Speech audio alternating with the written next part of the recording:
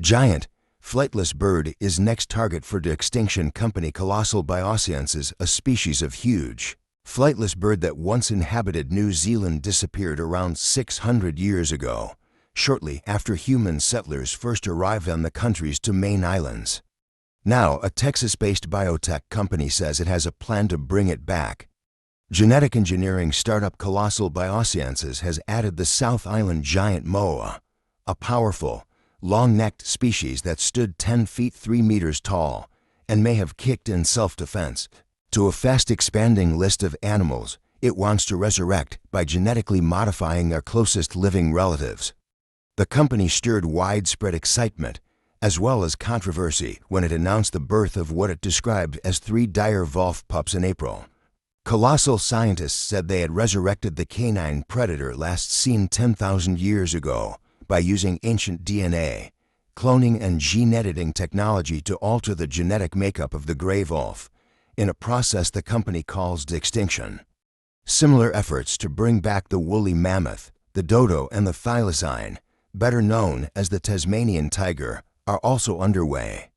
To restore the moa, Colossal Biosciences announced Tuesday it would collaborate with New Zealand's Gigi-Tahu Research Centre, an institution based at the University of Canterbury in Christchurch, New Zealand, that was founded to support the Gigi-Tahu, the main Maori tribe of the southern region of New Zealand. The project would initially involve recovering and analyzing ancient DNA from 9 moa species to understand how the giant moa Dinornis robustus differed from living and extinct relatives in order to decode its unique genetic makeup.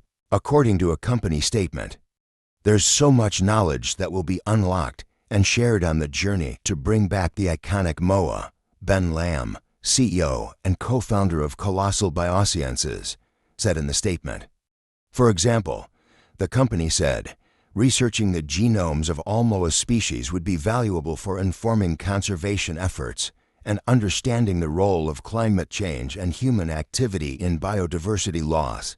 Colossal, which has raised at least $435 million since it was founded by Lamb and Harvard University geneticist George Church in 2021, has committed a large investment to New Zealand, the company said without giving further details. Peter Jackson, the New Zealand-born Lord of the Rings director, who is one of a number of high-profile investors in the company, is also involved with the project. He has one of the largest private collections of moa bones, according to the Associated Press. Scott McDougall-Shackleton, co-founder and director of the Advanced Facility for Avian Research at Western University in London, Ontario, said that because the moa went extinct in the past few hundred years, there were extensive bones, eggshell fragments, and even feathers that could be studied. He was not involved in the research. The primary explanation for their extinction is overhunting and habitat change following the arrival of Polynesian peoples to the island, he explained via email. Prior to this, they had very few predators, he said. This is a pattern for flightless birds on islands that have very little defense against hunting or predation like dodos. The idea of reviving a species like this was intellectually interesting, but really should be a low priority, McDougall-Shackleton said. If we are concerned about island bird conservation, there are hundreds of threatened and critically endangered species in New Zealand, Hawaii, and other Pacific islands that need conservation resources more urgently.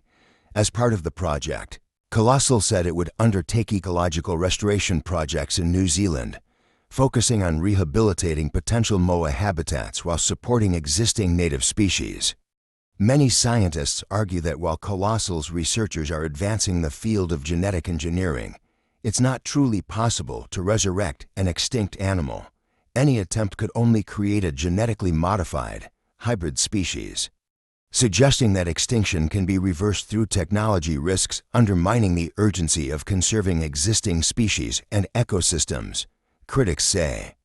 Lamb, Colossal's CEO, told CNN's Fareed Zakaria last month that the biotechnology Colossal develops will be used to help rescue animals on the brink of extinction, as well as those that have already disappeared. For example, he said, Colossal has produced 2 litters of cloned red wolves, the most critically endangered wolf species, using a new, less invasive approach to cloning developed during the dire-wolf research. I think that we could have a scalable de-extinction system that isn't going to replace conservation, but it is kind of that additional backup that I think we need, especially in these dire cases, Lamb said. Scott Edwards, a professor of organismic and evolutionary biology and curator of ornithology at the Museum of Comparative Zoology at Harvard University, said he was excited by the project, although the techniques necessary to bring back the giant moa would be different to the dire wolf, because birds develop in an egg, making the process more challenging, he said.